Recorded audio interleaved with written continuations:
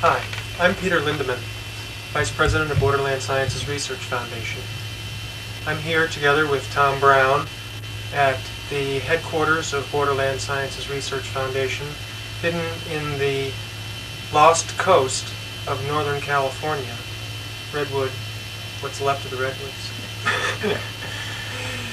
We're here today to bring to you a tour of the Borderland Museum of Radionic Dowsing, Electrotherapeutic, and related research equipment. But first, I'd like to give you a little bit of history about Borderland Sciences Research Foundation. Borderland Sciences was first founded by Meade Lane in 1945. He remained director for about 14 years until 1959, at which time Riley Crabb took over and was director until 1984. 85. At which time Tom Brown took over. During that period, Borderland Sciences Research Foundation has continuously published a newsletter, originally called Round Robin, and is now called the Journal of Borderland Sciences. Borderland has been interested in unexplained and alternative technology since its inception. Part of what you're going to see today is a collection of equipment that has been donated to Borderland from the early days up to now, which has been in storage for many, many years. We're bringing everything out of storage to show you in a historical review the development and the progress that has been made on a number of these very exciting alternative methods for health, enhancement, and natural healing processes.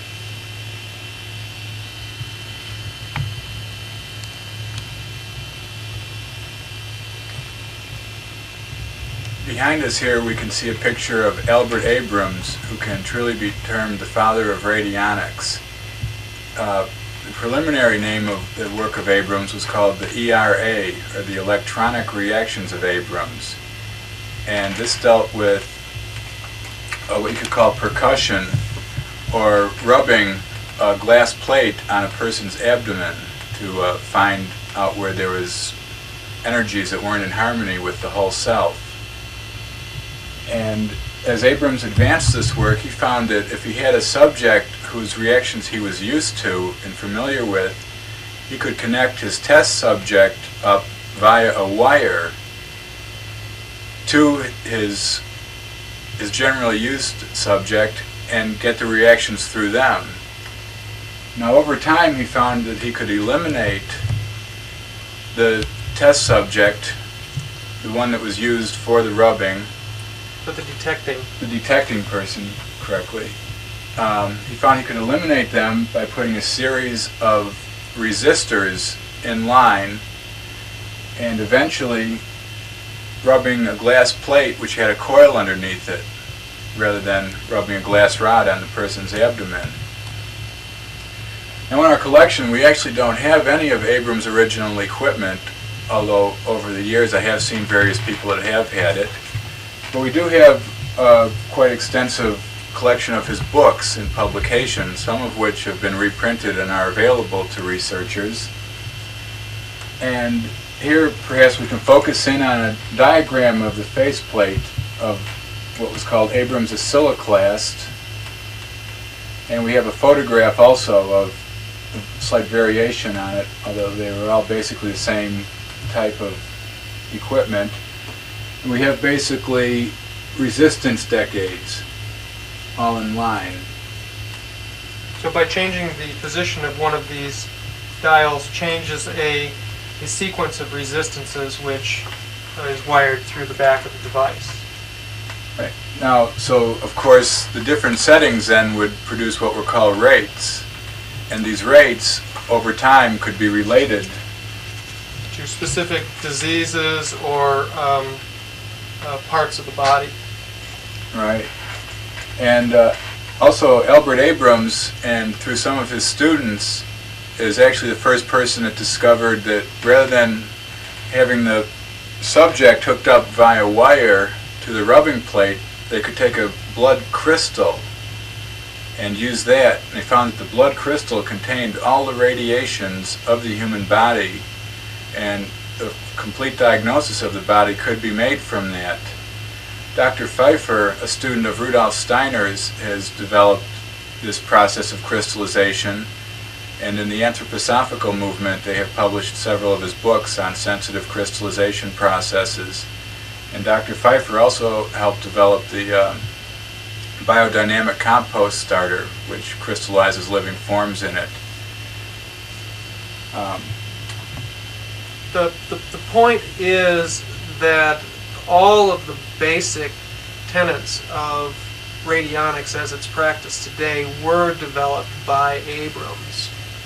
He developed the basic resistive network, the detection techniques using first rubbing a glass rod on somebody's abdomen and eventually rubbing, what they realized is rubbing a piece of glass over someone's skin could be reversed, and what they found was they could put a piece of skin or a thin membrane over a piece of glass and rub that and get the same reaction. And this was the beginnings of the evolution of the rubbing plate, or sometimes called the stick plate. Right. So he developed the method of generating rates, and he developed the method of detecting when you were on the right rate, which was the stick plate. Right. And if we miss a few of the finer points of Dr. Abrams' research, it's because it's so extensive and we have so much equipment that we want to show you on this video that we're just going to try to go through everything as fast as we can and start getting into some actual radionic equipment and dismantling it, showing you the schematics, etc. So I think what we'll do here is to show you some of the publications that we have in the files and also available to the researcher who wants to read up on this. Probably the best introduction is this book here, ERA, The Electronic Reactions of Dr. Abrams. This here is just the cover. The master is currently at the printer being reprinted, and this book is available in the Borderland catalog. It contains schematics of the equipment, basic concepts on how to use it, and further articles on the subject. Now, for those people who would like to delve a little further into the subject, we have here New Concepts in Diagnosis and Treatment by Albert Abrams, which has been published by Health Research in McCullough Hill, California. It's about 400 pages and contains diagrams and full explanations, and this is really major work of Albert Abrams describing the electronic reactions. And I should point out that Abrams did say, as he was quoted by Dinshaw Gadiali in one of his publications, that we're not civilized, but we're syphilized, and that all modern diseases originated in reactions of syphilis in the body, which is a very interesting concept that researchers should look into. Now here is another book published by Health Research called Human Energy by Albert Abrams. And this is a smaller book, but still contains a lot of essential information on it. Then when we open up this book here, this one's called Abrams' Method of Diagnosis and Treatment. This is an original copy. Right, this is in the Borderland files, and we have reprinted it in this format here. This is by Sir James Barr, and I believe it contains articles by several other people also on the subject of Abrams' work, and it's a thorough investigation of it. This was originally printed in 1925. Right. And this book here is a very interesting book, which I republished and found in my researches. The full title is Certain Body Reflexes in Their Relation to Certain Radiant Energies, and a third report of the International Hahnemannian Committee on the Abrams Method of Diagnosis and Treatment, presented at the annual meeting of the IHA, Philadelphia, July 1926. And this is a report of mechanical engineers and doctors and electrical engineers who thoroughly investigated the Abrams method and found that there definitely was a distinct and novel energy in these being manipulated by this type of equipment. So the Hahnemannian association would be in relationship to homeopathy. homeopathy. Hahnemann was the father of homeopathy several hundred years earlier. Correct. I don't know the exact date right off. So basically, here is a report demonstrating the early relationship and interest of the homeopaths with what became the radionic method. Right, and I should point out that I found other reports like this, and I'm in the process of compiling a book which will probably be out in late 1989, as yet untitled, but it contains reports by a man named Boyd, a man named Ellis, and several other people who developed equipment related to Abrams, and also some other further reports on Abrams' work by independent laboratories. So we're in the process of putting more of this information out. And here we have from our files, used to belong to a Dr. Leonard Chapman from Vista, and this is Dr. Abrams' Atlas. And this is basically put together by copyright 1940 by Thomas Coulson. Thomas Coulson was Albert Abrams' electrical engineer and built a lot of the equipment. And we want to just show you Okay. one situation here, this little diagram, which shows the human being standing with a foot plate here and an attachment to his head, and then in between him is a sequence of variable resistors, which fundamentally represents the panel of the device. And then this was probably the detector with some sort of compensator involved in that, which is in parallel with the rest of the circuit. So this gives you a very simple idea of the nature of the circuitry that was being used. right, maybe we could flip through the couple pages back here. We may reprint this book also if there's interest in it. We just can't reprint everything. We have so much. But this shows the human abdomen, and it shows little sections. And here we see Burns radium in a rate of D3700. And here's boracic acid dissipates D600 and D3400. So these are the positions on the abdomen and rates as they were used by Abrams. And some of these pictures are in some of the books that we've already shown you that are in print. So here's a situation where he can detect. This is death. Actually, this is a death rate for male and female is the opposing polarity in the abdomen. And interestingly enough, here's dandruff. The dandruff detection point is right here underneath the navel. Fascinating work. So, and this book here, Molecular Radiations by Thomas Coulson, also printed by Health Research, and all these Health Research books are also available through Borderland, and we'll give Health Research's address as we go through the video because they've really done a fantastic job in reprinting a lot of this old material themselves. And we'll give their address for people that want to check out. They've published over 1,000 books themselves in contradistinction to about the 80 that we've published in this area. And also at the printer right now is another book by Thomas Coulson we have called Introduction to Electronic Therapy, which is a smaller book which probably predates this one here and has basic schematics and rates in there, so that'll be a pretty handy primer for people that want to work on this equipment.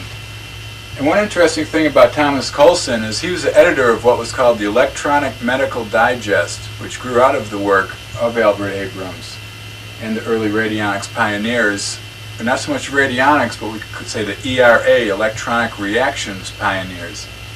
Now in the late 40s, we have a collection of the old Electronic Medical Digest in our files, and very interestingly, after the Second World War, they start orienting towards nuclear medicine, There's actually articles in there about how the deserts would bloom with nuclear power in the future. And of course we're of a slightly different opinion today on that, but we should note that Fred Hart, who took over the publication from Thomas Coulson, later turned that publication into what's now the Health Freedom News, published by the National Health Federation, which was founded by Fred Hart, who was a student of Albert Abrams.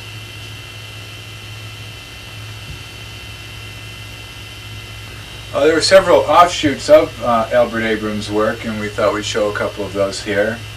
The book that Peter's holding is called Electronism, Diagnosis and Treatment by B.W. Lindbergh, C.E., M.D., D.O. And the date on that is 1929. And this is basically very similar to Abrams' equipment. The book is dedicated to Albert Abrams.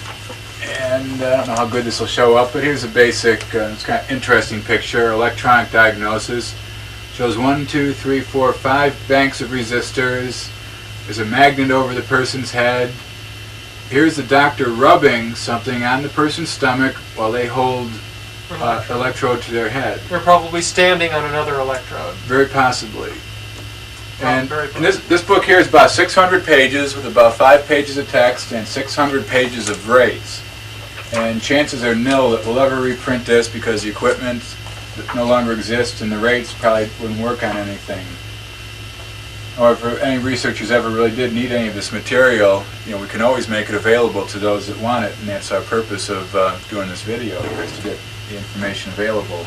What we wanted to show with this book was that by 1929, an extremely extensive system of rates for every little part of the body, muscle, tendons, right hand, neck, upper quadrant, lower quadrant, wrist, fingertips, on and on and on and on and on, just massive, extensive, on and on, rates, systems. This is a good book to read when you want to go to sleep at night. Really, it's worse than the telephone book, really.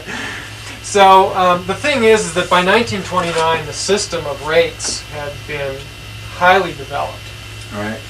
And there's a couple other interesting offshoots of this work. One was called the Pathoclast, and we publish here the Pathoclast instruction book for Model 9C with schematics. This shows the front panel of the instrument, how to operate it. We have a little photograph of the instrument here, which is not a real good photograph, but it's all we have in the files of it. But the book has complete schematics, rates, and how to use it, and several types of people would be interested in this book. We get requests from people who find the old equipment, want to know what to do with it, how to repair it, get it working. Some people just like to read about this type of material, and some people like to try to reconstruct it in their researches. Although we feel that we're going to show further developments which may remove the need for building any of this type of thing. And here's the Pathometric Journal, Universal Society of Pathometrists. And this was actually, maybe we can flip through. This is the Pathometric Journal, various ones from 1940 to 47. This was just a regular little newsletter that came out for the people, because this was all done all over. There's offices, there's major offices in Chicago, New York, Los Angeles, San Francisco, Kansas City, quite a bit in Kansas, interestingly enough. I always hear stories of stashes of radionic equipment in barns in Kansas, although we haven't seen any. So this gives you an idea that this is June 47. Here's an ad for 1947 Convention of the Universal Society of Pathometrists, LA, California, August 14th through 17th, 1947. Convention Chairman, Dr. James Fitches. I should point out that although radionics and these fields are considered quackery by present-day medical establishment, at this point in time, Albert Abrams was one of the highest decorated doctors at the turn of the century, but he lost all his standing when he became original, which always happens with the original person. But these people were all doctors. They were trained medical people.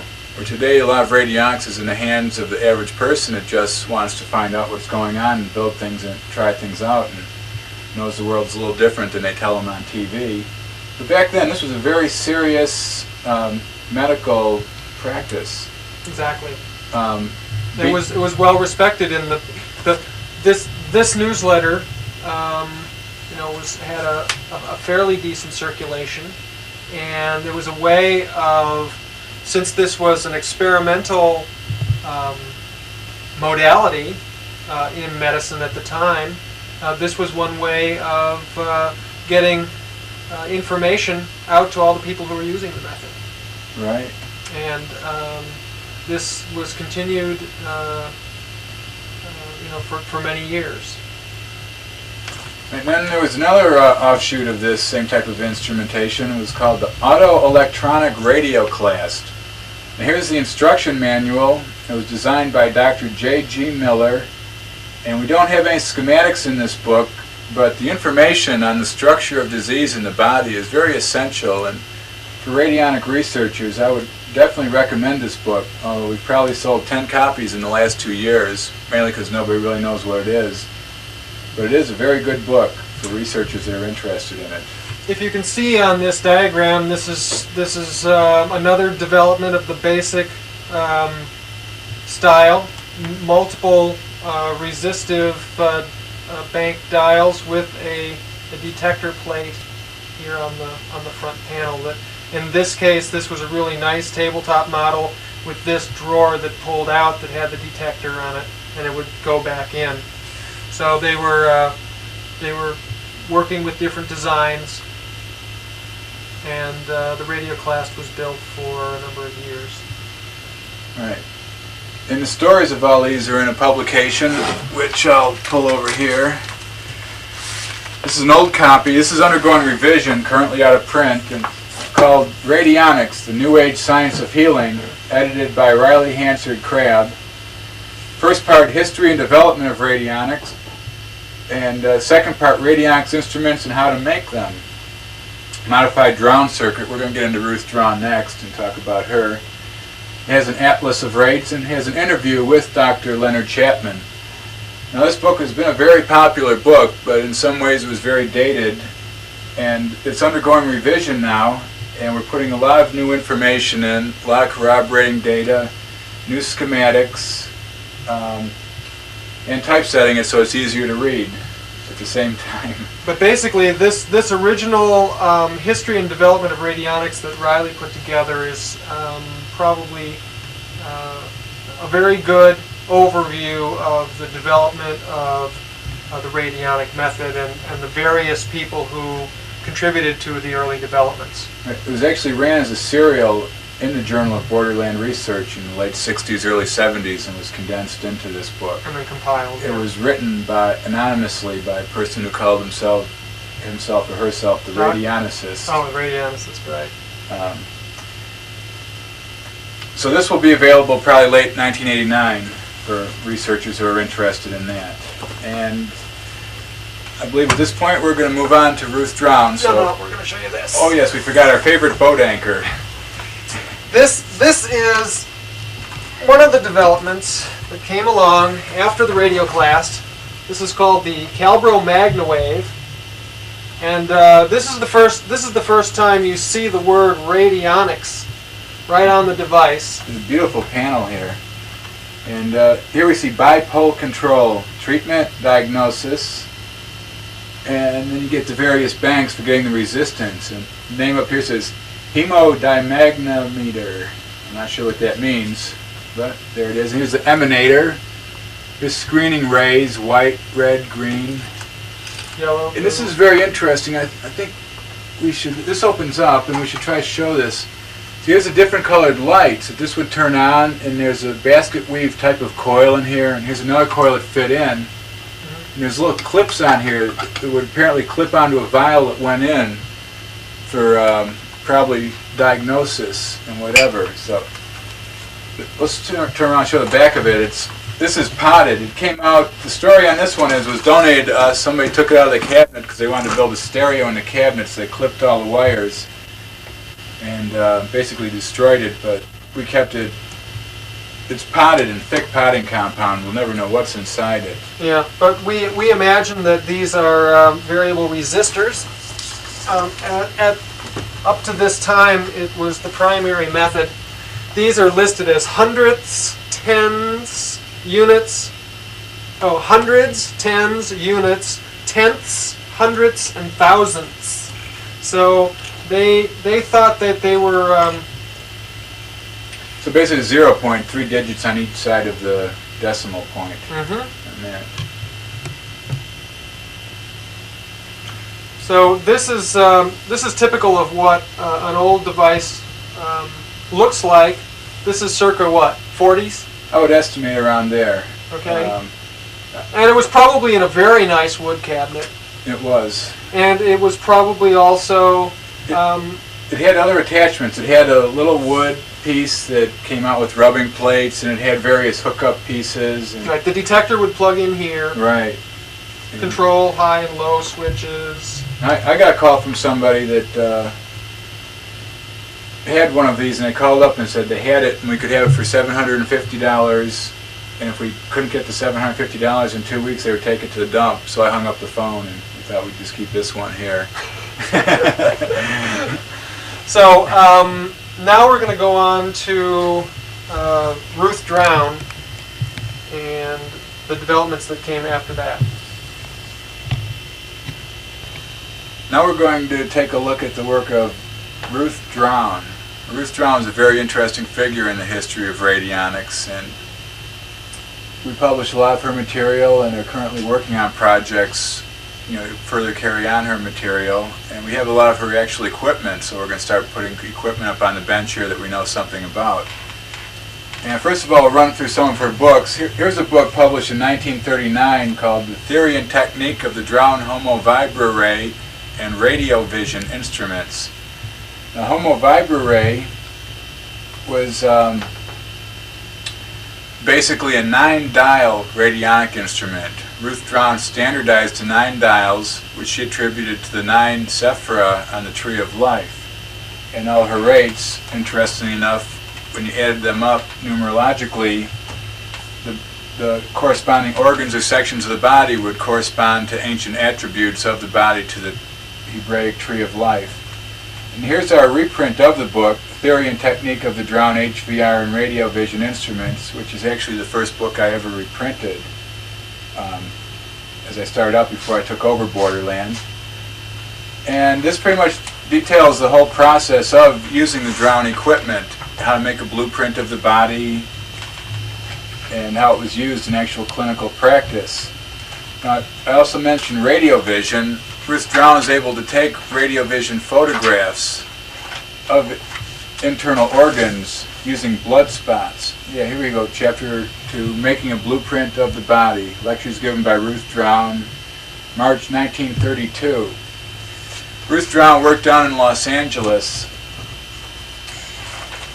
up until the early 60s, when she was put out of business by the FBI, who considered her a quack, even though she had been documenting cures and real groundbreaking work from 30s to 60s, over a quarter of a century.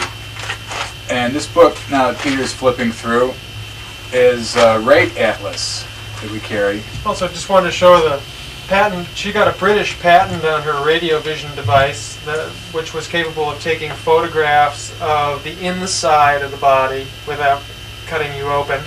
Right. She was granted a British patent on this system, this was called the radio vision. While you're flipping through there, I'll find some radio vision photographs here. We have more. Trevor James Constable has a lot of the radio vision photographs, and we hope to get them to BSRF in the future. Here are some of the figures from the patent application. And this predated the De Loire camera, thought photography in England. And here we have this photograph of the diseased prostate gland lobule taken from blood specimen compared with photograph of histological structure of a prostate gland lobule. This here is the radio vision photograph, just using a crystal of blood in the well of her machine. And this is a medical picture of the relationship of it. I've seen dozens of her photographs. Some of them, I'll admit, it's hard to figure out what's going on, where other ones are extraordinarily dramatic in the detail they show of internal organs. Here's a photograph of the radiovision device. Right, I believe the film went into the drawer. There's your basic 9 dials.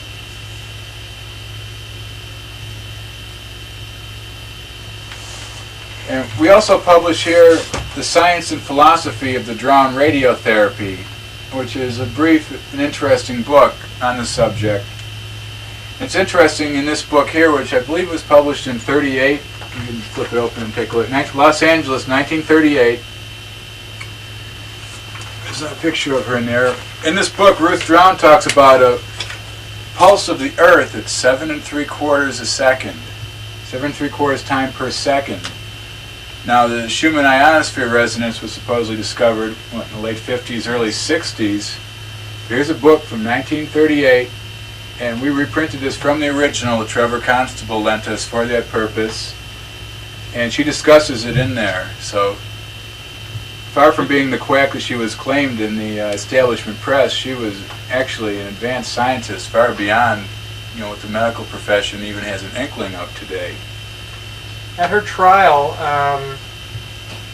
over 150 people witnessed in her defense that she had saved their lives, and they threw her in jail anyway. Right, I have there's an anecdote to this. I have a letter in the files that Trevor Constable sent to Riley Crabb back in the 1960s, so maybe 60, 61. And Trevor had gotten a letter from his mother down in Wellington, New Zealand, and she wasn't feeling well. So Trevor had some of her blood crystals, took them to Dr. Drown's office, had an immediate diagnosis done of his mother from halfway across the world. And the letter in the files is just amazing. The exuberance of Trevor talking about this wonderful new breakthrough in science is all here. And within 2 years, she was put out of business, arrested in her home they had a warrant for her place of business, and they came into her home illegally and took her out and took her to her place of business. And apparently people just couldn't grasp what she was getting at. But anyway, we want to, at this time, show you some of the actual equipment that she was using. This device was not built by her, but it is a reproduction, pretty classical reproduction, from what we can tell, of her standard device. She had 9 basic, what are called the rates tuning dials. She's got the rubbing plate and what this would call the specimen well. Right, and there's 3 little plugs here. One went to ground.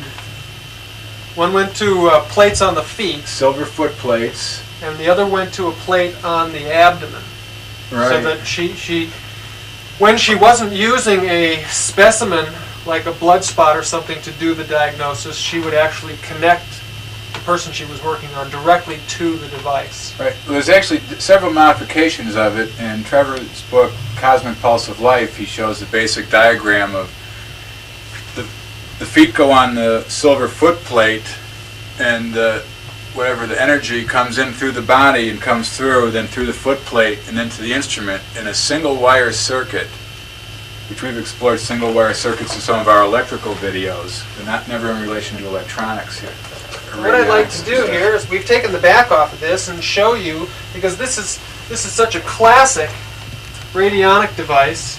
How's the reflection on that? Is that okay? We can probably get away with, okay.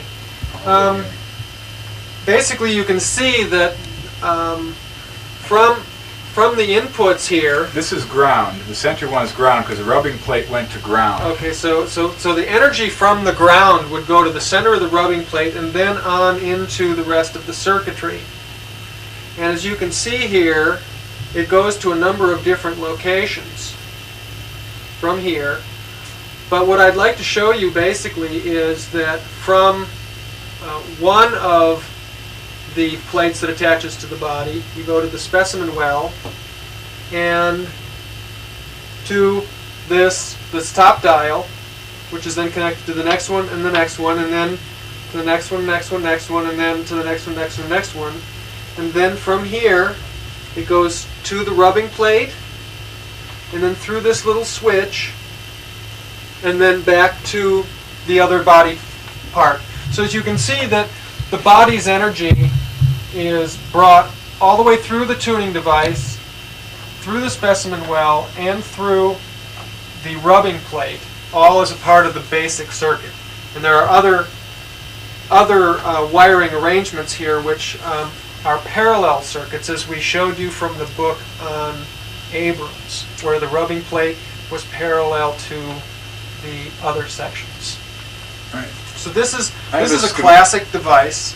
I believe I have a schematic right here of this device, which should be fairly easy to show also. And this is the actual device which is pictured in our book, Drawn Radio Vision and Home of Vibra-Ray Instruments and Their Uses, which contains an 80-page rate atlas, all the various rates. But here's a schematic. You see foot plates, German silver. On this one there was a meter coming through into the specimen well. Now if you weren't hooked up to the subject, you would just use a blood crystal in the specimen well. Then simply through here, a simple one-wire circuit into rubbing plate. One went to a treatment plate and one went to ground. Slight variation on what we're looking at here, but almost identical. You see the basis, it's all built around 9 dials. What this diagram doesn't show is this little switch here. Right. And that's just about all. Okay, what we'll pull up next here is a treatment instrument, which was used in combination with this other piece we were showing. Dials are slightly old down here. This was kept in a shed down by the ocean in Southern California, and the state of this equipment is all slightly corroded. It'll never be used again for any type of radionic work, but it's available for... It's reflecting. Oh, it's reflecting. It's available for people who want to take it apart and see how it worked, and that's why we kept it.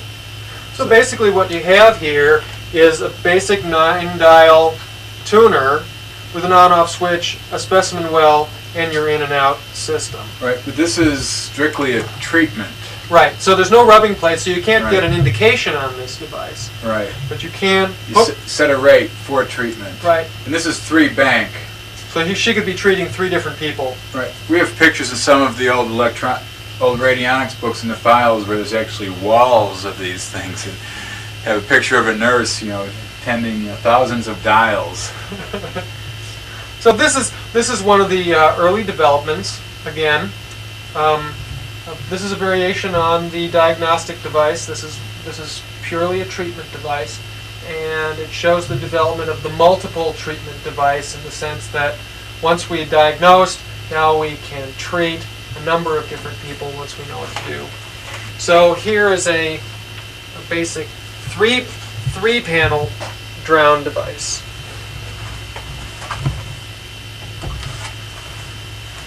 Now this device here was donated to us by Trevor James Constable, and we have the little card that came with this. Yeah.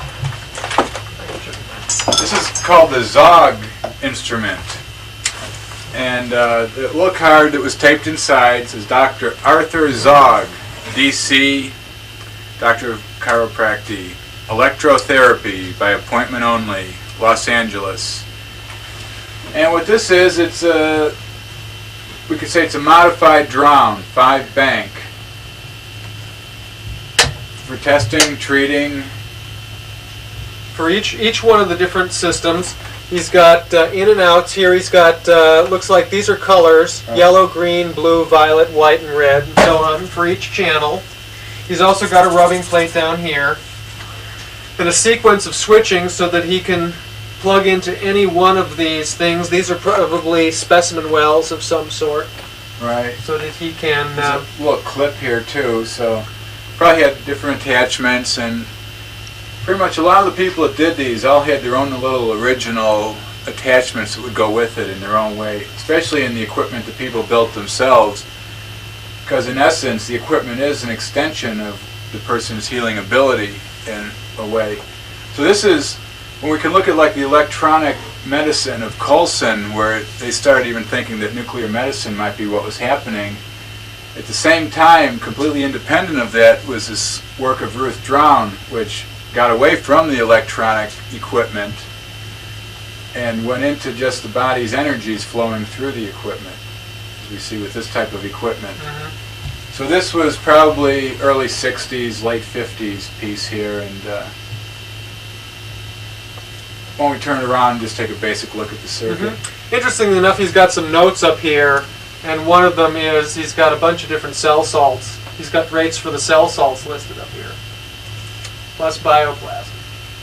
There's an interesting little parable here, which is kind of hard to read because it's not all there. It says, work upon marble, it will crumble. Work upon brass, it will rust.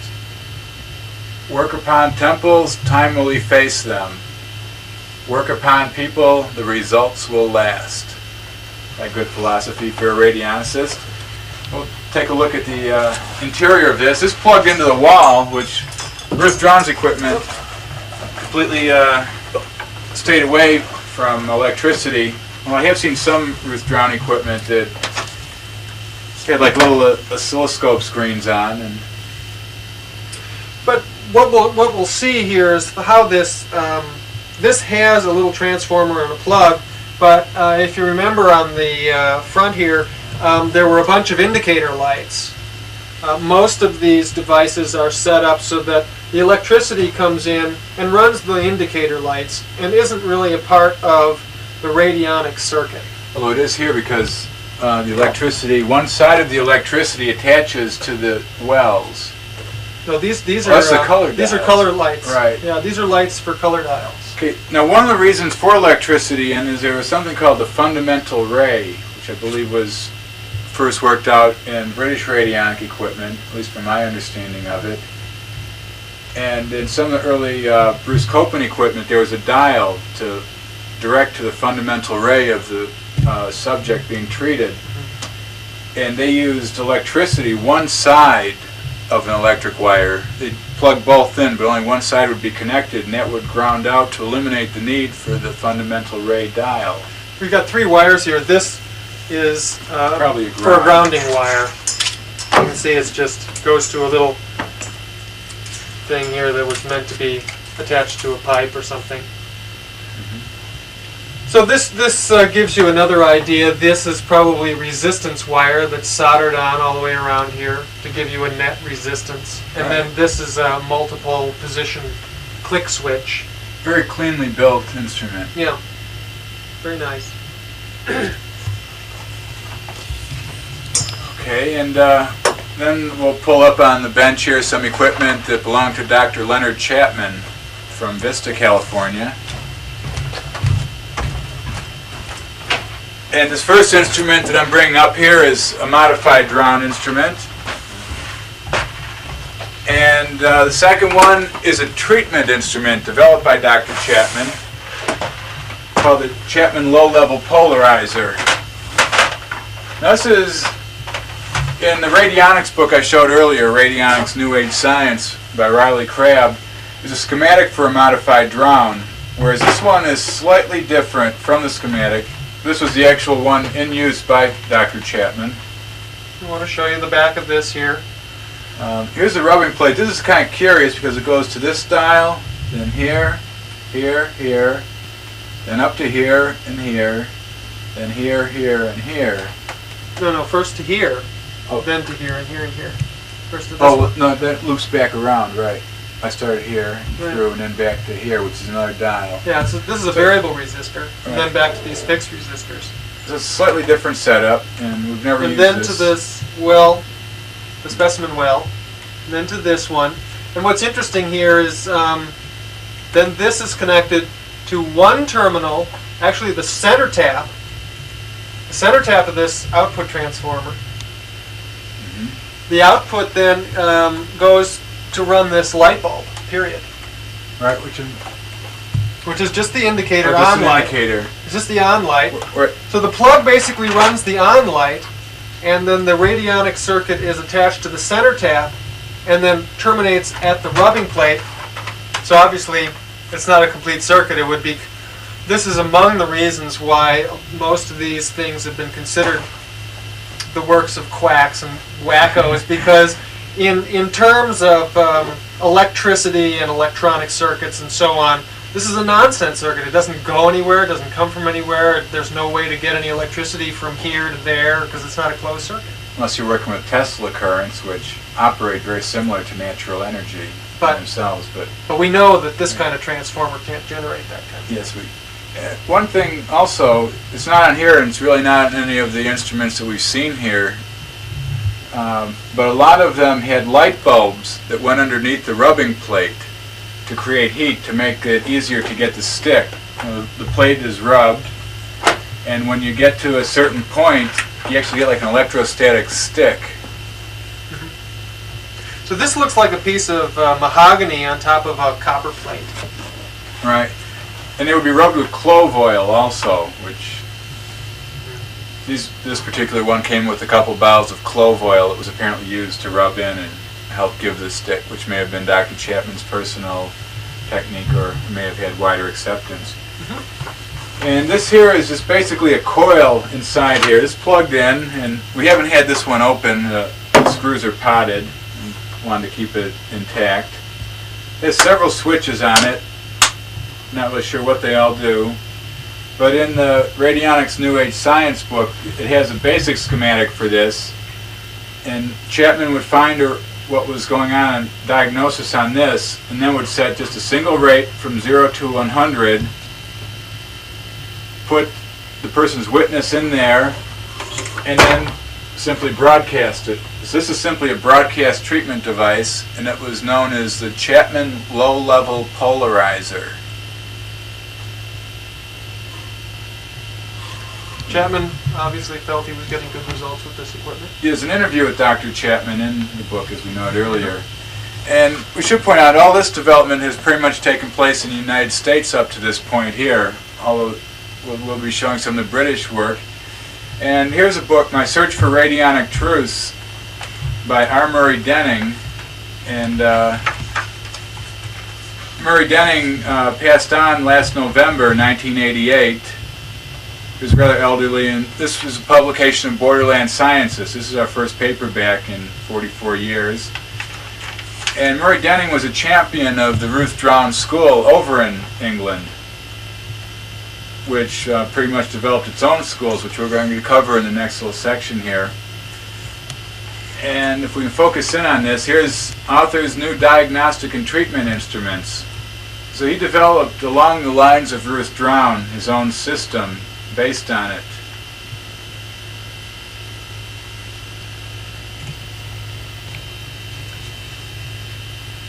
Alongside the development for human health, there was also a movement that started in the 30s and went on through the 40s and 50s of the development of these type of radionic devices for the treatment of plant illnesses.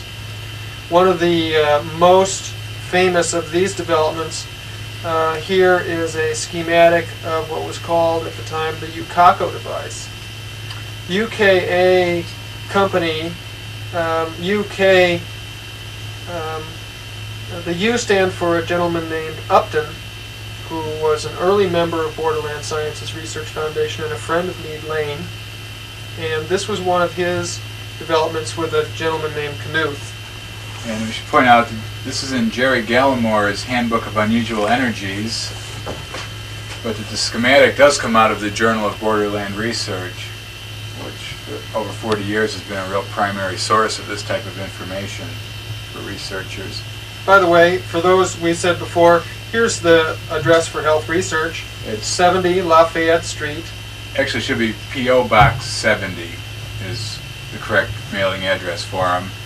And it's Mokelumne Hill, Mokelumne Hill, California, 95245. And it wouldn't hurt to send those guys a couple dollars for their catalog and see all the great stuff they publish.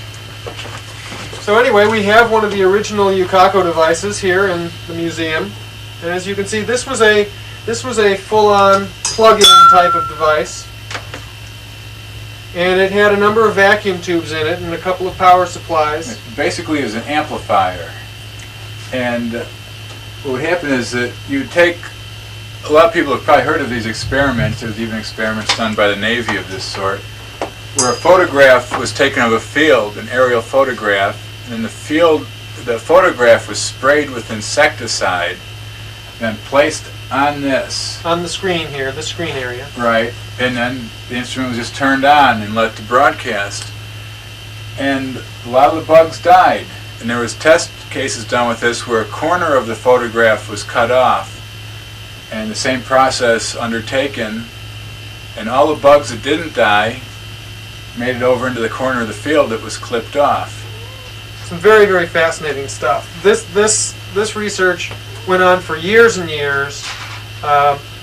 They had a number of tests in California that were so successful that the oil companies lobbied the government in Sacramento to outlaw the commercial use of radio broadcasting for the treatment of plants, agriculture. And California is the only state in the union at this point that still has laws on the books from the early 50s, which outlaw the commercial use of this type of thing. One interesting thing about this type of instrument that I'd like to point out is that you're actually broadcasting insecticide. You're putting that vibration into the ether. Peter Kelly, in a talk he gave before the U.S. Psychotronics Association, probably about 4 or 5 years ago, talked about experiments they were doing with type of device originally pioneered by T. Galen Hieronymus. And they found in their treatment of fields, like they had a field of corn that was infected with a corn borer. And they would find the rate, just as you would find a rate on a drown instrument, and then they would broadcast a balancing rate. I'm not sure whether it was the same rate or whether they had an overlapping rate onto that, but they would broadcast the field's own energy back to it to balance it. And rather than the bugs all dying like they did with the Ukeko device here, they found that the corn borers would actually dissolve and be brought back into the plant in the form of water, which shows that the disease, whether it be bugs in a field or any other type of manifestation, is really just, whatever appears as the symptoms is really just part of the natural field, which is out of phase. And radionics works with the subtle energy and phases and tries to bring things back into phase in that.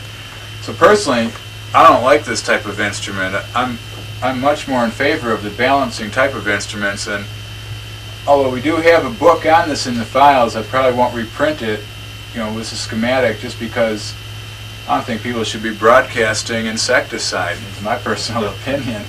Now, we did do a test on this when we first took over Borderland down in Vista, California, and we took some leaves from a plant that was covered with ants, and I just sprayed some black flag or some type of insecticide on like that, and we put it on here and flipped it on. Within 20 minutes, all the ants were off that plant, and the ones that were on were walking real slow. So we had definite visual confirmation that this worked. And the story of this device is in the Radionics New Age Science book, and when the new edition's out, at least the story of this, for historical purposes, will be available for people. Right. This was one of the devices that was so successful that it caused a considerable backlash. Right. Because if you can kill a bug, you can theoretically kill anything, and the implications of this were pretty incredible. Right. It's sad to say that not everybody in this planet is of the highest moral caliber these days, so it's best that this type of information, how to readily build and use these things, is given out. We just don't do it anymore. One of the things we also wanted to show here is some of the other parallel developments.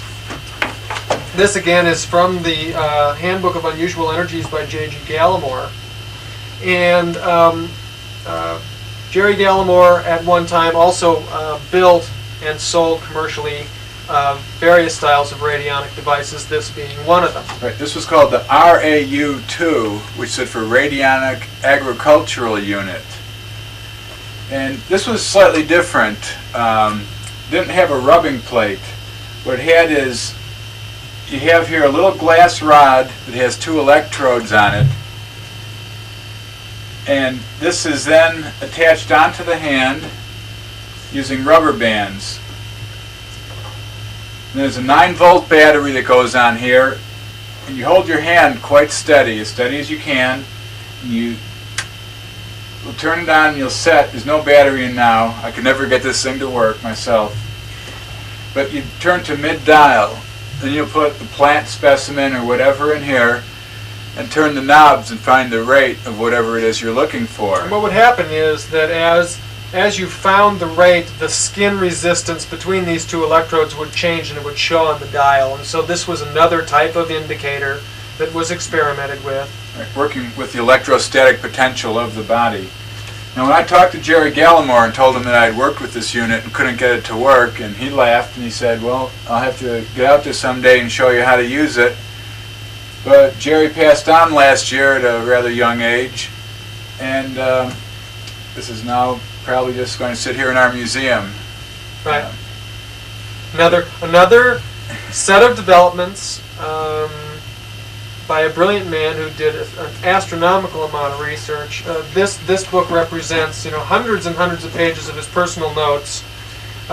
There were eventually a number of other volumes that followed this one. That's volume number 1 of 3. 1 of 3, and it's just hundreds of pages thick of all the different things that he looked into. Just you can learn an awful lot by paging through. He covered everybody from von Reichenbach and his early indications with human energy on through radionics, and Jerry also founded the U.S. Radionics Congress, which over the years somewhat changed course and became U.S. Psychotronics, but in its pure form originally it was really a vibrant operation. Right. Jerry instituted the first Radionic National Convention. Bless you. Thank you.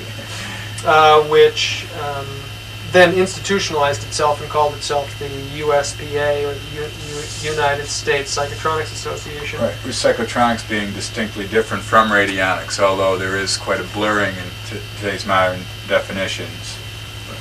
So one of the things we wanted to show you here also in this book is the work of another man, T. Galen Hieronymus, and his famous, what was called the Hieronymus machine. This is a simple schematic of what it says here, how to build your own psionic machine. Psionic was a term actually developed by John Campbell, I believe, of Analog Magazine. So you get psionics, radionics, psychotronics, but the pure stream of radionics is distinctly one form. So what Hieronymus was doing, he had a triangular piece of crystal, basically a small prism, in a chamber, and by changing the angle of this prism,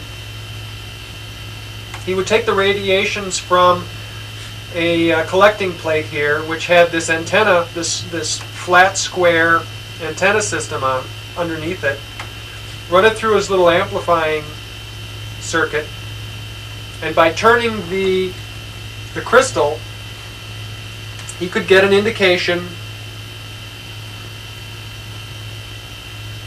and which represented the tuning. Right. It was actually patented as a mineral analyzer. Exactly. So where you could say you're looking for gold, and you take your ore, put it into your. This is the rubbing plate here. So the ore, the sample probably went into this end here. You would tune this and rub the plate. His patent, he had resistance decade box also. I want to come back here to this chart, nuclear weight factor versus prism angle. So, and Hieronymus termed this energy eloptic radiation for electrical optical, and was able to scientifically verify it over many years of work. T. Galen Hieronymus was another radionics pioneer who passed on last year. Seemed to be the year for it. And here's his autobiography, which just came out, called The Story of Eloptic Energy, the autobiography of an advanced scientist, Dr. T. Galen Hieronymus. And it's a very interesting book. It's got more of a family album feel than anything, but it does have a lot of his reports tracking the astronauts. He was able to track the astronauts to the moon and release reports to the public on their health state. You know, while it was before NASA could. Before NASA could and knew what was going on. Yeah. There's really no schematics in this book. It's a very interesting book. Correspondence with everybody. And for those who are interested in getting this book, it's published, was compiled and edited by Dr. Sarah Williams Hieronymus, and is published by Institute of Advanced Sciences. Post Office Box 109, Lakemont, Georgia, 30552. And I believe the book's about $30 plus postage and handling. And you want to write first and find out more about it. This is certainly the definitive work of a very, very distinguished researcher in the field. Right. And one very important thing about Hieronymus's work is that, and it's detailed in here, is how Hieronymus didn't use or he began working with resistance type boxes and switched to capacitors in his tuning devices. In this book, he gives his reasoning for it. So it's very important to radionic researchers who are interested in that development and changeover in the United States. Exactly. So up until this time, all the devices that we've been seeing and talking about were banks and banks of variable or fixed resistances. Hieronymus was the first to move to a different mode, which was a sequence of variable capacitors. And we'll talk more about this system later. Meanwhile, in Europe, there were a number of major developments also going on simultaneously with the work in the United States. As we showed, what you're looking at now is a reproduction of a photograph of a device that was developed by Delaware Laboratories. George and his wife, Marianne, I believe, Marjorie, Delaware, were radionic pioneers in the 40s and the 50s. And again, as you can see, this is one of their devices. It's a variable resistive bank with witness or specimen wells and a rubbing plate for the indicator, showing that they started out with very similar developments as Ruth Drown. A different geometric configuration of the dials, right? But very similar. Very similar basic wiring schematic. As we've seen of the ones we have opened, the wiring diagrams are slightly different in each one, depending on the design of the builder. One of the other things that Delaware was doing was also similar to the Drown radio vision. He was getting photographs through his radionic devices. And admittedly, these are very poor photographs. By the way, this book is New Worlds Beyond the Atom by Langston Day. Year unknown. This was obviously the first edition typed up, and I believe there's been better editions done since then in England, but this is what we have in our files. And we see here pregnancy of Mrs. A taken on rate for 1 month fetus.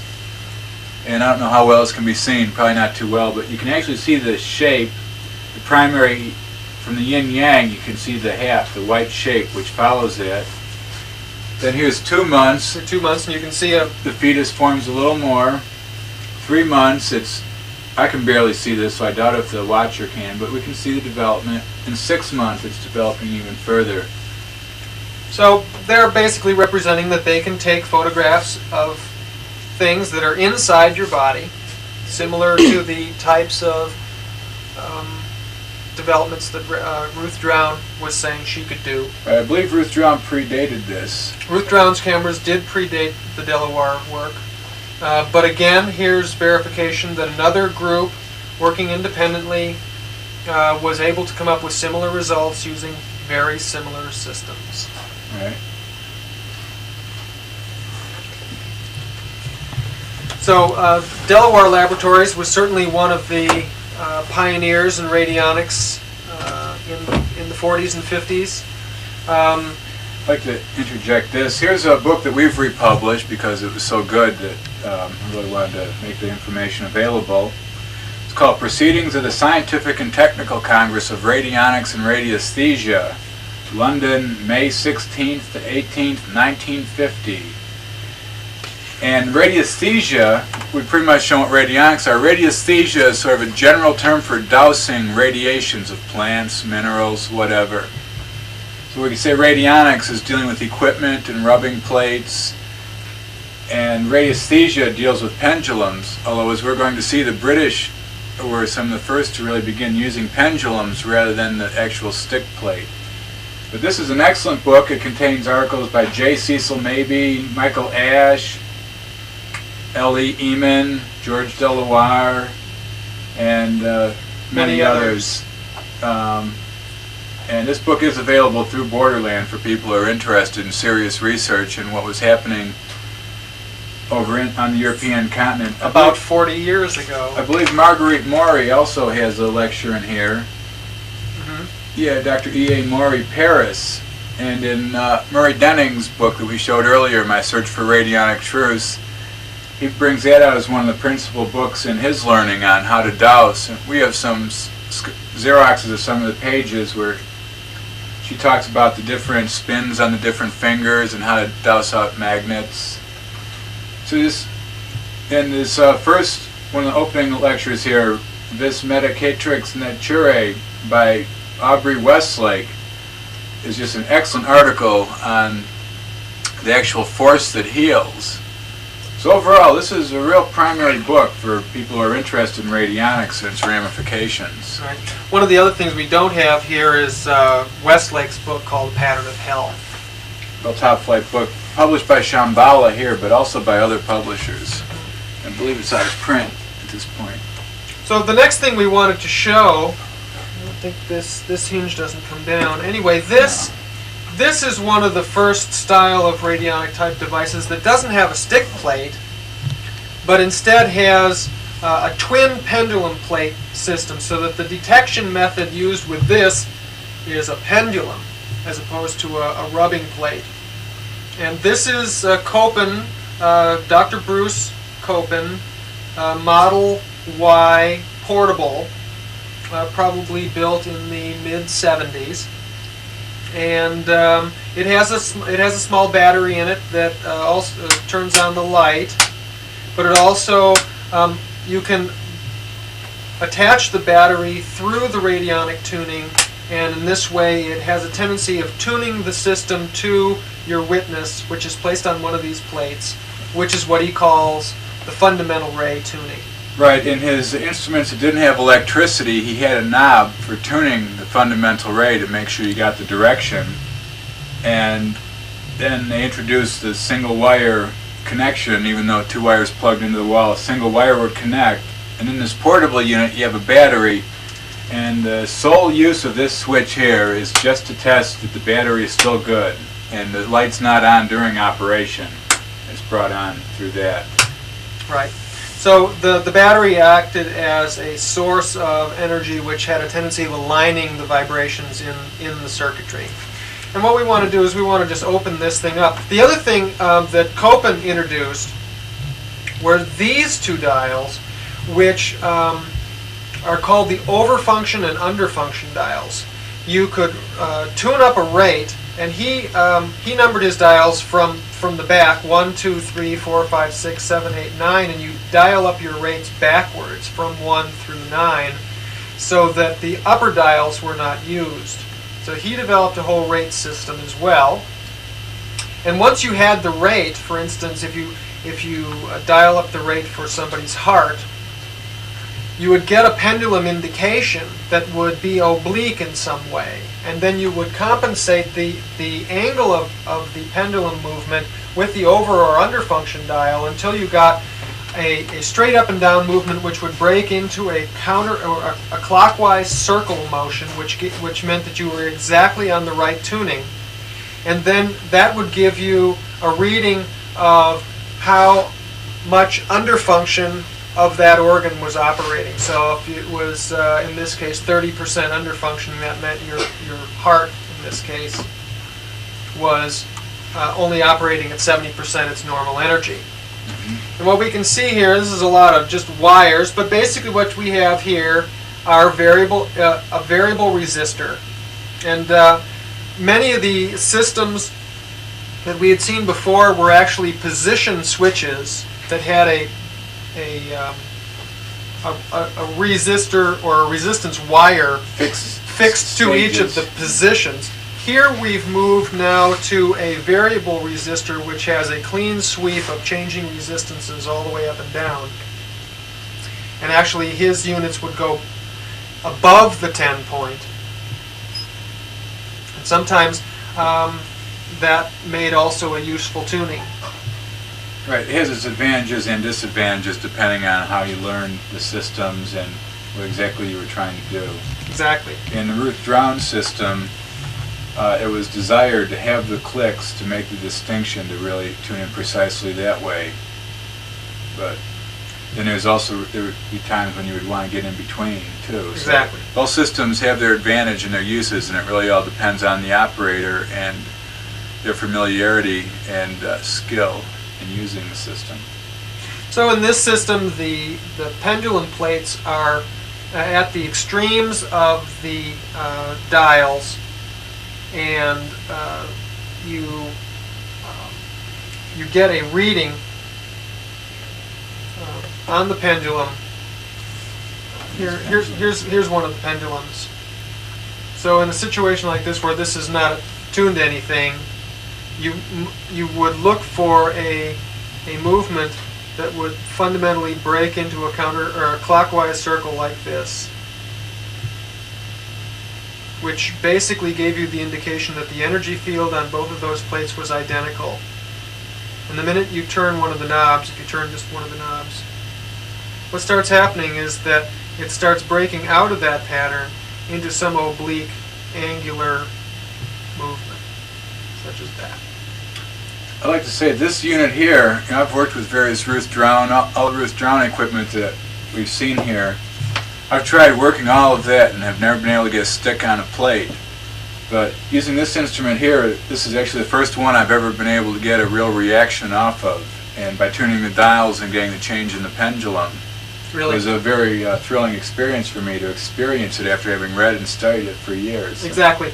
Copen was generally ostracized from the British Society of Dowsers and Radionicists, mainly because he sold equipment at a reasonable price, which made them available to a lot of different people, and he would sell them with instrument handbooks giving you complete instructions on how to operate these things, and he wouldn't charge you an arm and a leg for them. Bruce Copen has been an absolutely prolific writer and inventor, and this is one of the early catalogs. Here's a lot of books that were written. So many different types of pendulums, color healing filters, solar therapy sheets, radiation rectifier. I've worked with the radiation rectifier. It's a spectacular device. Here's the Model Y, which is the big one, which we're looking at the portable. Here's the rate sheets, which you can scan up and down with a slide that rather than dialing in the rate, you could actually find it in the book. And we have with this a little attachment that goes in the side. This is a little rate indicator that you would just plug into the side, which then attached to the first thing, and then you could just use this to point at a rate and get a pendulum movement directly without having to change the dials. And so this is how you would do a preliminary diagnosis, and then if you wanted to harden that situation, you could dial the rate up on the dial without pointing this out and get your fine tuning with the over and under function dials. Maybe we can show a couple other of his instruments here, and we'll give the address out of the catalog, which I believe is still current.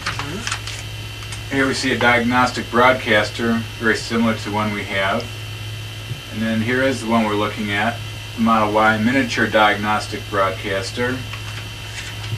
There's also one that's not pictured, there's more listings. Radionic prospecting and analysis instrument. You see they're all variations of the same basic structure. The hypnoid, approved method of hypnosis. Vibronic energizer. And very interesting things. But here's his address. Oh no, this is not the correct address. Oh, this is an old address. Yeah, this is an old. Okay. I don't have the. His address is Bruce Copen, Dr. Bruce Copen, Highfield, Dane Hill, Sussex, England. And the zip is capital R, capital H, 17-7EX. Sounds like Dane Hill, Sussex, that's what I remembered. Yeah. So so Copen is credited with a number of developments. One, he was one of the first to go to the pendulum system. He was also using a variable resistive bank. And also, he developed extensive rate books, which were organized, probably the first really decent organization of a rate book I've ever seen. And he also made these things available to the general public. Many of the other laboratories through the 60s and 70s, you had to spend thousands of dollars for training, then thousands of dollars for equipment, and the average person just couldn't get into this. Copen, on the other hand, would sell you highly useful equipment for a few $100s, and you could buy as many books as you wanted. And he single-handedly put radionics in the hands of thousands and thousands and thousands of people. He also sold correspondence courses. If you really wanted to learn a lot more about it, he would actually give you graded tests, etc., on radionics developments, and would guide you every step of the way. So Copen is certainly one of the big names in the European developments, and is still putting out spectacular equipment. And point out that of all the equipment we've seen so far, other than the UKCO device, which you don't particularly care for, this is the first usable piece still in operation that we've been That's looking right. at here. You could probably buy a model that's very similar to this today from Copen.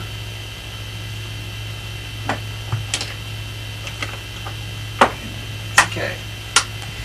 The next development we want to show you was also developed in England in the 60s and the 70s. Oh, I should pendulum out. Yeah. I'll get another one. And this was the first and major kind of departure or major change. This system was developed by a gentleman named Malcolm Ray, and the analysis, he had two boards like this, which are like a gigantic stick plate, except he had this diagram on them, which he used with a pendulum. So you would place the patient's witness in this circle here, and then from there you would put the pendulum over that and determine where it went, so you could find out immediately which type of situation you needed to treat, which was the most important thing as far as which of these categories on this analysis thing. So if it was, depending on how, whether it was involved in the fluids or anything that was listed here or anything that was listed here or anything that was listed in here, you would easily get a indication of which one to go to.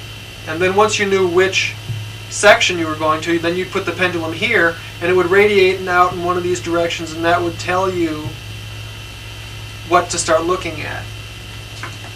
Then you could find out whether or not he's also got intensity percentage here of 0, 10, 20, 30, 40, all the way up to 100. So you could get a lot of different indications with this. This was his basic system of analysis. Then he had a second plate here that was for treatment. And you place the witness here again, and then you'd find out whether or not you should be using gems or light or color or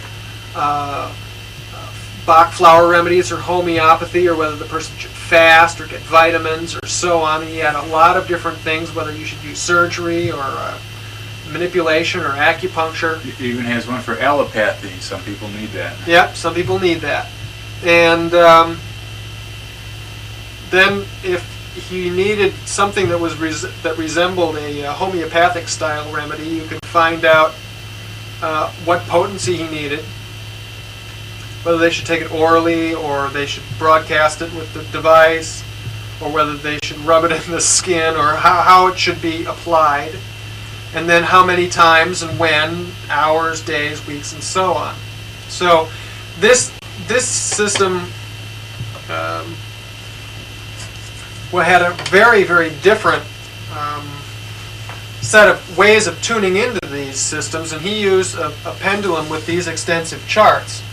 Then this device, you would tune the device to a particular organ or part of the body, etc., not by using a variable resistor bank that had a rate or a variable capacitor bank that had a rate, as we've seen in all the other devices. But Malcolm Ray, using his pendulum and a yardstick that had 360 even divisions, developed this system of cards. Each one of these cards has a number of what are called partial radii poking into the center. This one is for the physical etheric body.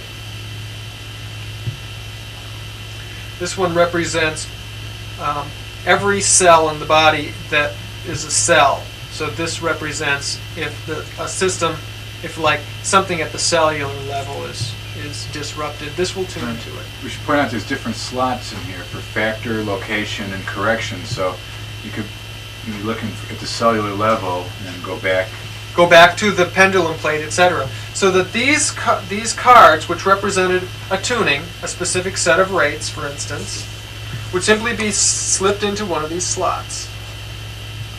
And this is what created a tuning in the Malcolm Ray system. We have the general cards here. There was literally hundreds and hundreds of these cards. There were thousands of these cards, actually.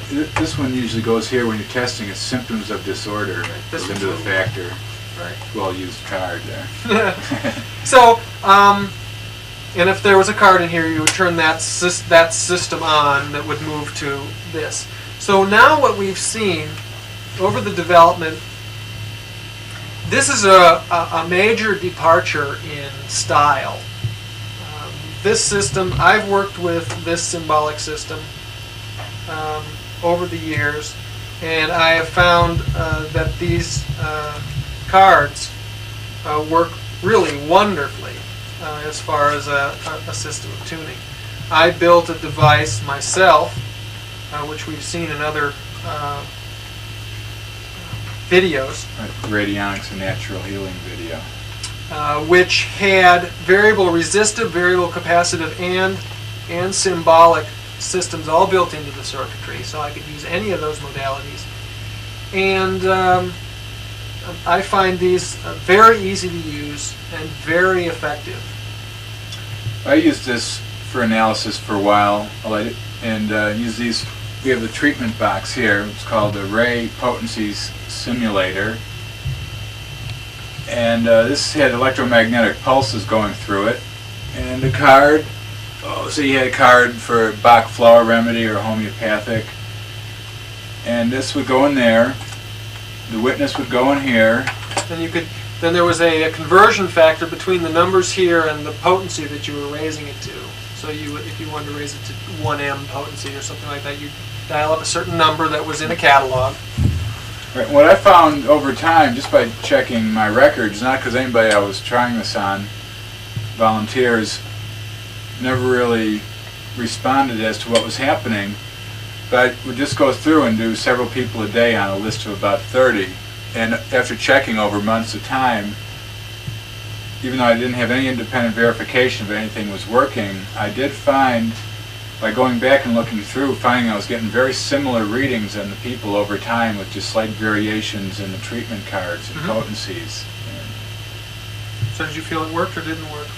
I felt that I was detecting something. That I was definitely working on the detection. Whether or not it was really working, I really don't know, because the people, this was what Riley Crabb had set up when he was running Borderland, and when I took over, I was running it for a while that way. And it was what he called his prayer list. And I just carried on for a while as an experiment, and I did find that without going back and knowing what I had done on the person, a week earlier, that I would get very similar readings over time. So that was my only verification of it. So in your analysis, even though you didn't pull somebody's record, when you compared what you just got to what you had gotten before, it looked real similar. Right. But a lot of witnesses, it was like, Mubarak and Shimon Peres, and it was all world leaders. Riley used to clip out everybody he thought needed help and do it. So lessons hard.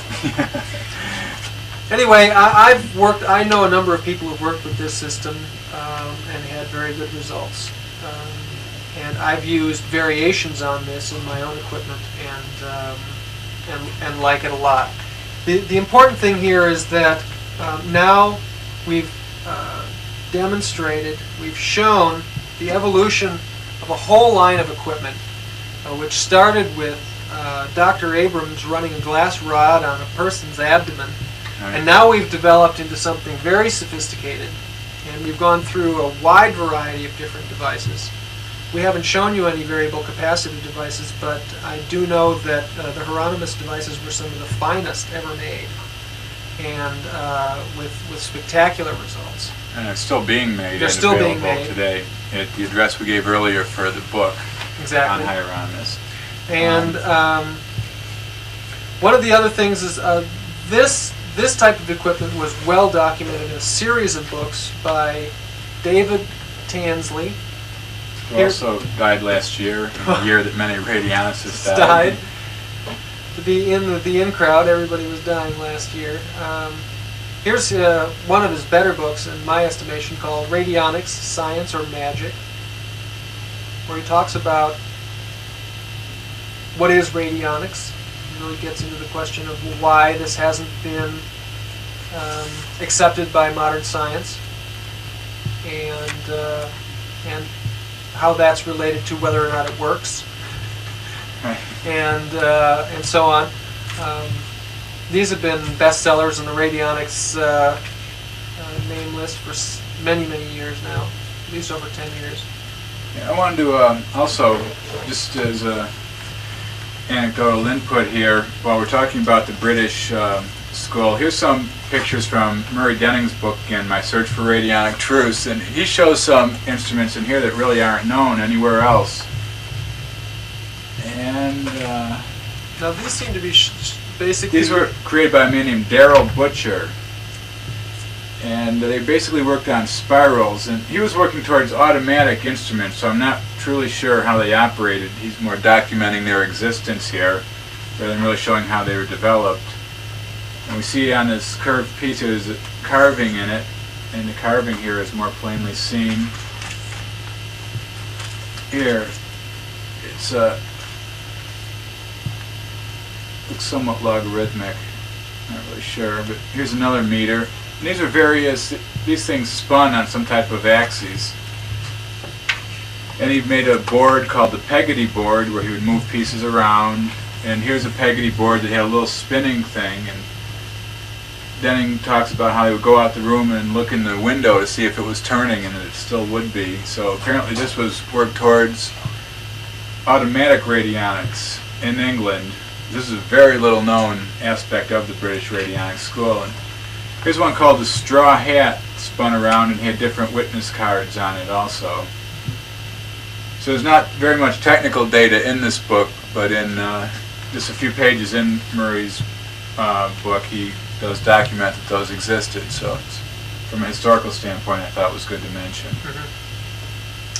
So basically what we've seen so far is an idea here which started that there are certain subtle emanations coming from the human body which can be detected in a number of ways, that you can develop devices to help eliminate all the other tunings and focus one particular type of emanation through a type of circuitry that we can use to isolate it from all the others and then detect it in some way and interact with it in another way for treatment. The detecting of it is what we would call the analysis. The interacting with it, hopefully in a beneficial way, we would call a treatment. And that this was the basic radionic mode. What we found over the years is that a number of different types of circuitry, and finally the development of no circuitry at all, has evolved. It started with a sequence of resistances. It moved to sequence of variable capacitances, and then moved entirely to what we'll call a sequences of symbols. Right. There's no power in this instrument, no battery, no nothing. Right. The switches, they just connect, a plate that's standing in front of this with the rest of the circuit. So these are all very passive situations. Right. And now radionics, deals with radiations, and in modern days, a lot of people go towards an explanation which is termed psychotronics, which implies that it's the intent of the operator. Now, an article that Trevor Constable wrote for the Journal in 1961 or 1962 on the Ruth Drown system, he points out how essential it is for the operator to not project thought forms into the equipment, because at our state of human development, it can alter the outcome. And that the Drown system, specifically in his article, works with the radiations and the thought process is kept out. So that the psychotronic explanations that are going around today, while they are valid and you can manipulate these instruments with the thought process, that's not the primary use of them, and it wasn't how it was primarily developed, and in essence should be kept out of it, because what you're dealing with, when you get to the structure, you're still not imprinting your mind on it. You're dealing with a specific energy that's coming from the structure.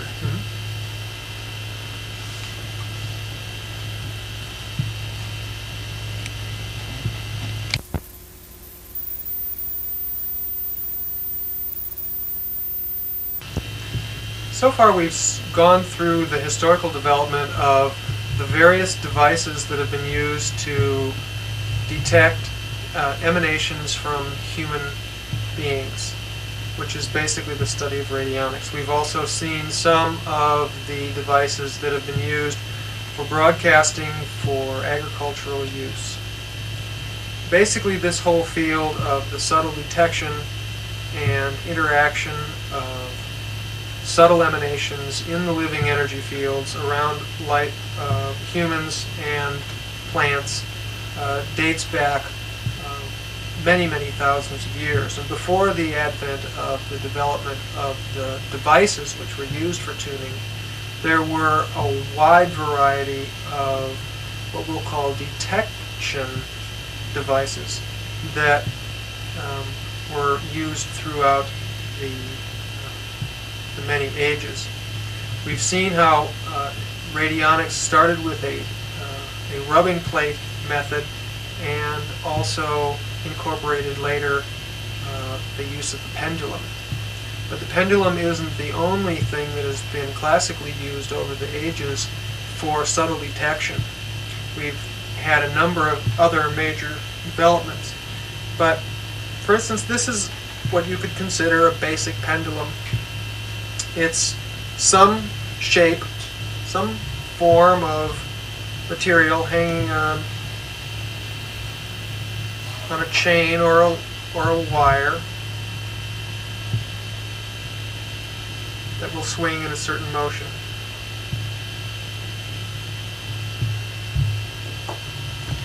We've also been... Basically what it does too when it swings is the pendulum itself isn't swinging independently of the hand. It's actually an amplifier of the hand's subtle motions and reactions to external radiations coming in, whether it be from plant, animal, or mineral. or thought or emotion. So basically what this is used as is an external indicator of what the person operating it is actually picking up from his environment. Oftentimes the person who uses a detection device like a pendulum doesn't give themselves permission to know directly what the information that's impinging upon them really is, which would be simply called intuition or realization, so that these subtle methods were developed over the ages to give people permission to know what they shouldn't have been able to know. Here's a couple publications of the many publications we make available to researchers. This here is a dowsing dictionary by Janice Bayless and Adrian Bartlow, and this is really an excellent book for the beginner or the expert. It's basically a dictionary of dowsing, and it's available through Borderland and I believe American Society of Dowsers and many other sources. A lot of bookstores, Sun Man Moon, Huntington Beach, California. So that's a good one. Any dowser should have that on their shelf. Just to they find something they can't remember, they can look it up. Here's one published by Health Research, Elementary Radiesthesia and the Use of the Pendulum, which radiesthesia is the general science of detection through pendulum and related types of objects. The pendulum's not only swinging, but as we see, there'll be not just the vertical, but there's also horizontal variations of it, as developed by Vern Cameron and swing rods. That's another basic book, and here's another good one, which I've actually seen in a lot of bookstores. This is also published by Health Research, How to Use a Pendulum. Just basic, simple lessons for people that want to find out and try. Be honest with you, you don't need a book. All you need is just pick up a nut out of your old workshop, put it on a string, yeah, and you got a pendulum.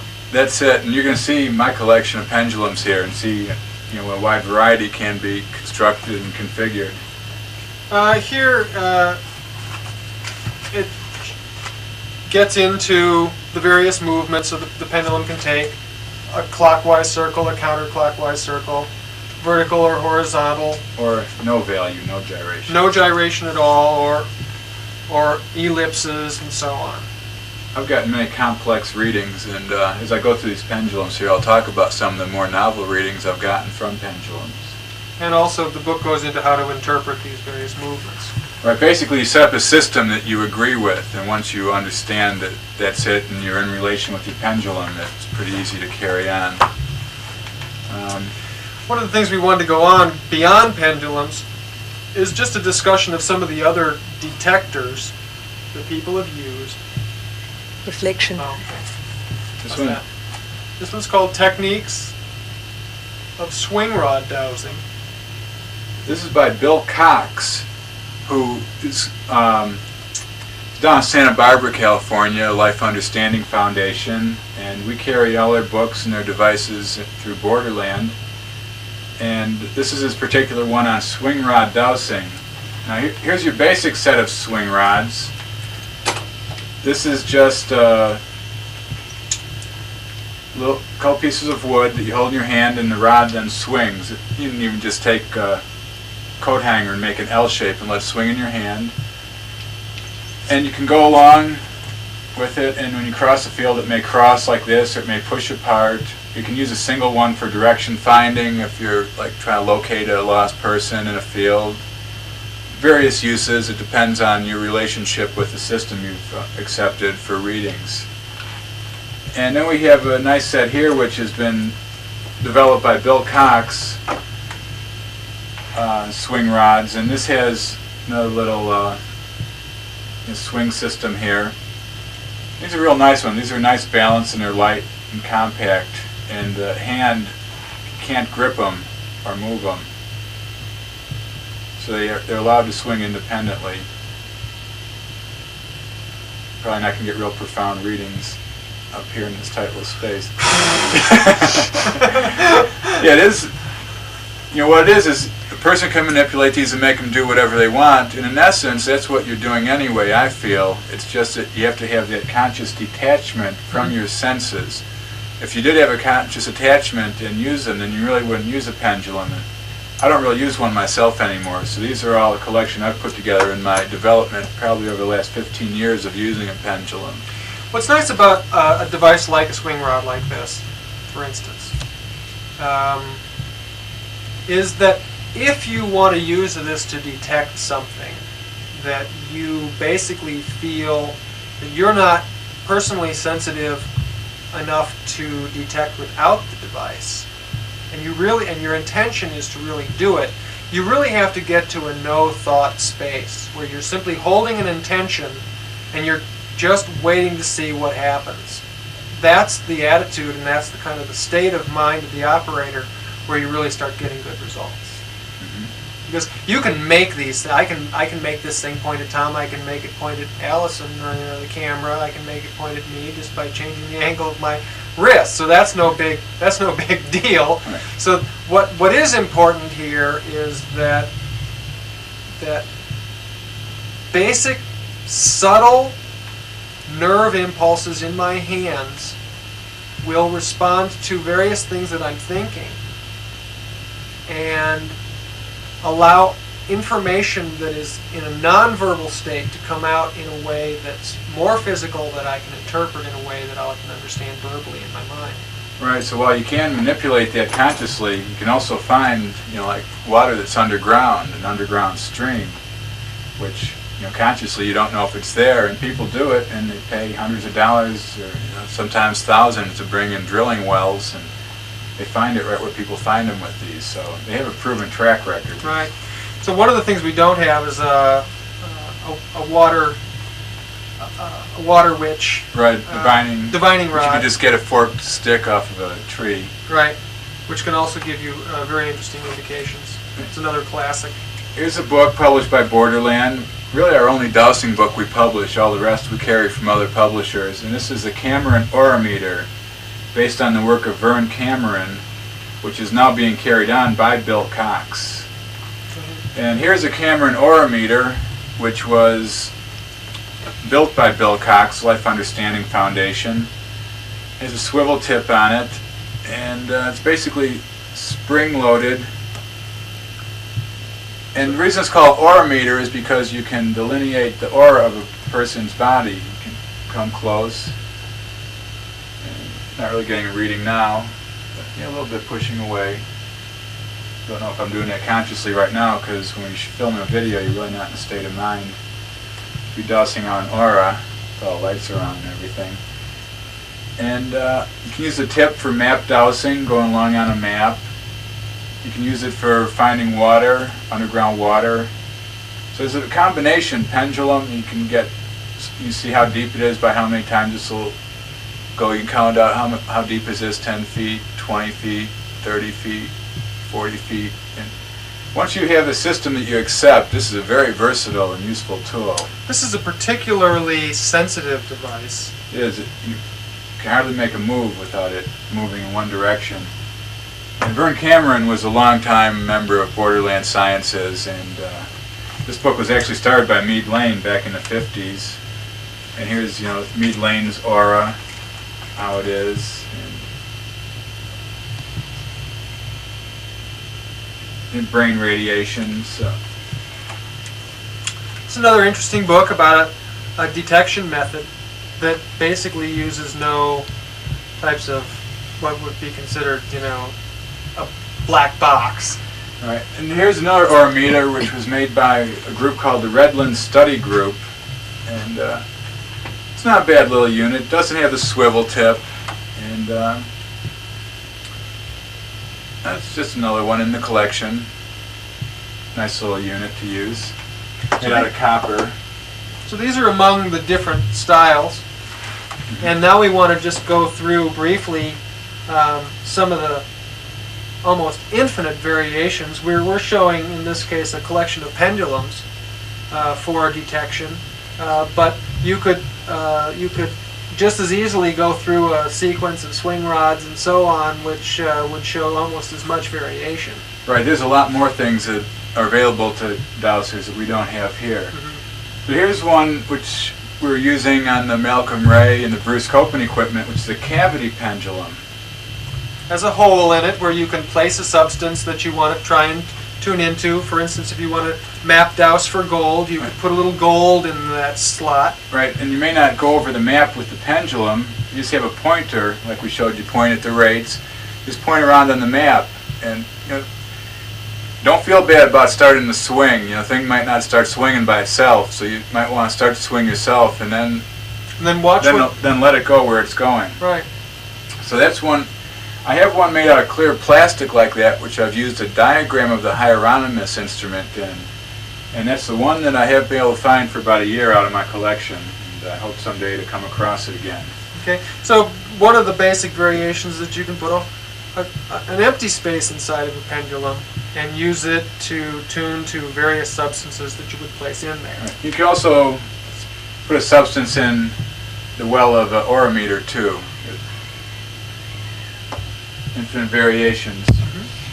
And I'm just going to run through these briefly. Here's another pendulum made by Bill Cox, Life Understanding. It's polished quartz crystal on a chain. Very nice little versatile one. And we also carry amethyst pendulums made by Bill Cox. Very popular little pendulum. Here's one made out of a key that I made for dowsing out lost objects. It's just a simple key, and since a key has a symbol in my mind of lost objects, that this one is, and I should probably use it to try to find my other pendulum, but I haven't gotten around to it yet. Here's an interesting pair of pendulums. If Peter can hold up the other one. These are crystal, just quartz crystal, probably silver chain. What's interesting about these is if I get a clockwise reaction with one of the pendulums, the other one gives me the opposing polarity, showing that these two crystals have an opposing polarity.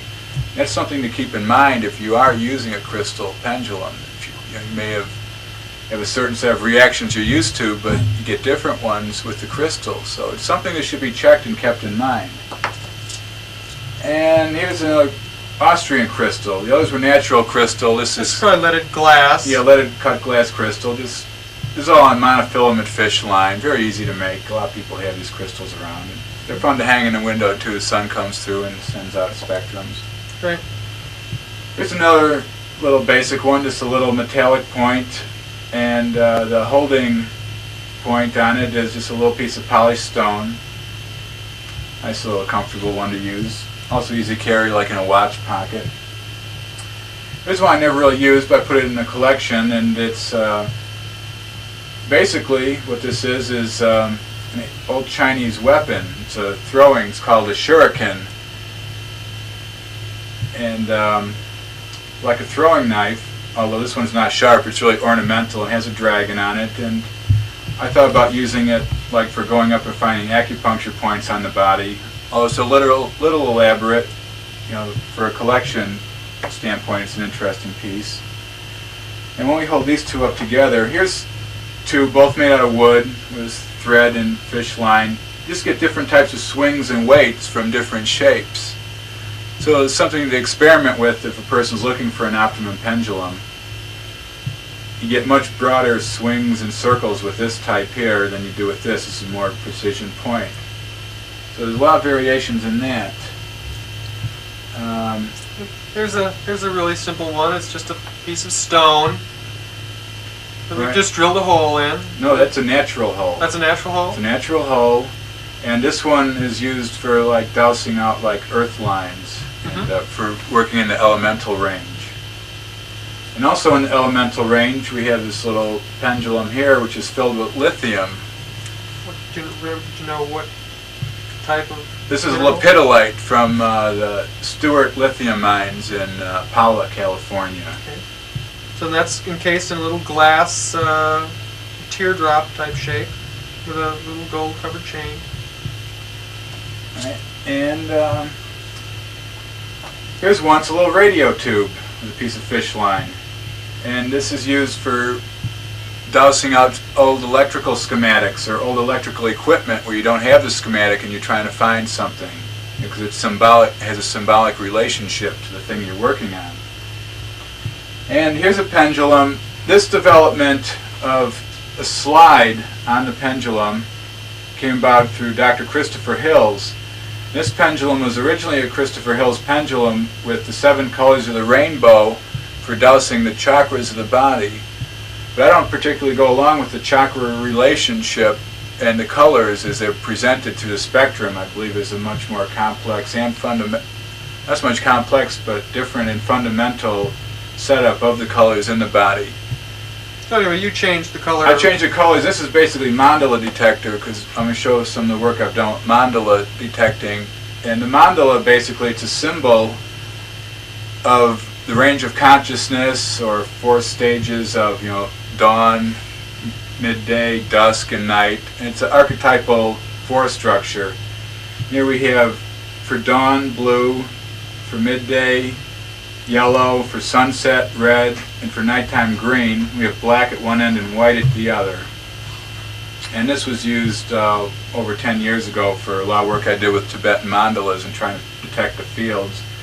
And then detect the relationships of other objects, how they actually fit in to that field.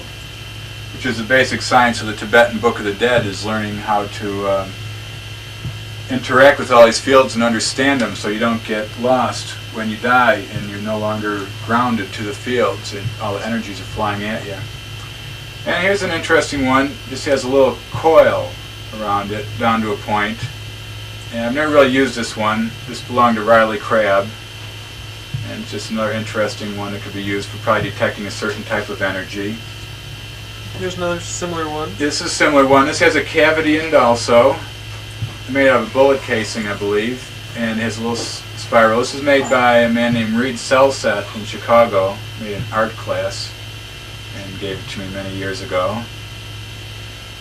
And here's another one. This has some kind of charge in it. I can't remember what it is. There's some kind of semiconductor witness. And it has a little point on it. This is another one that belonged to Riley Crabb. These are just some of the ones in the archives here. Right. Here's another one from Christopher Hill's. It's a cube, and it has a little witness also inside. And what this one's for is for testing saline content of foods. Or So it has salt in there? In that? I believe it is salt. I can't recall exactly now. It's been many, many years. But basically for testing the its crystalline structure. And in finality here on my collection, here's one I made which I call a Dorje pendulum. Now what a Dorje is, here's one Tibetan ritual implement which shows like physical and etheric, with the spirit in the middle, the seed. And this was also used in mandala testing and work for detecting fields of the body and whatever. And this is wound of 5 coils, all 4 inches long. I believe it was 4 winds each around a 4-inch piece. And then they were shaped, and the middle coil is just a random number of turns to hold it together. And we're talking about mandalas, just to briefly show one. Here is a Tibetan mandala, which rightly goes this way, with blue for east, dawn; yellow, south, sun overhead; It's red, reflecting. west, Reflecting.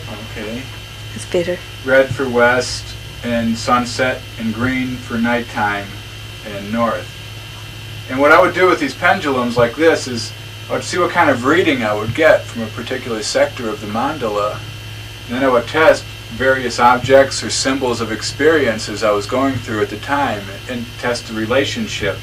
So I built up a complex set of readings on this, which I won't give out to anybody, because anybody that would want to get into this would have to develop their own to really get any use out of it. And these things, forms and shapes do generate energy. As we know, here's a little pendulum, a pyramid block. We've also done extensive testing of pyramids with pendulums, and you find it over different sections, like in between you get clockwise, counterclockwise, clockwise, and they're always interrelated. And So basically, here's the Borderland collection of various types of subtle energy detectors, which have been used throughout many, many years. right, I like to say, in closing on this, that I don't really use any of these pendulums anymore. I haven't used them much for years, but I still do a lot of what I consider dowsing. That's in my editing of the Journal of the Borderland Research, which is the current issue, January, February '89. There's a form on the cover from Patrick Flanagan, Archetypal Vortex, which energies of different types could be doused off of that. And the way articles go into here, I get loads of mail, more than any human could possibly read, even with a staff of 5, which we don't have. And I judge what goes into here by feel. How does the envelope feel in my hand? I pull things out of the mail, I say, yeah, this one here, it's going in. And that's how I judge how it goes in. So I don't use a pendulum, I just use my fingers and how things feel. So I've developed to that point as far as my general detection. So actually, this took a lot more time than we thought, so this is actually the end of part 1 of our tour of the Borderland Museum. And in part 2 we're going to cover our extensive electrotherapeutic, color therapy, the work of Ellie Eman and Peter Lindemann's modern work in that, and pretty much try to wrap this all up. So you got a couple more hours coming, and thank you for sitting here with us.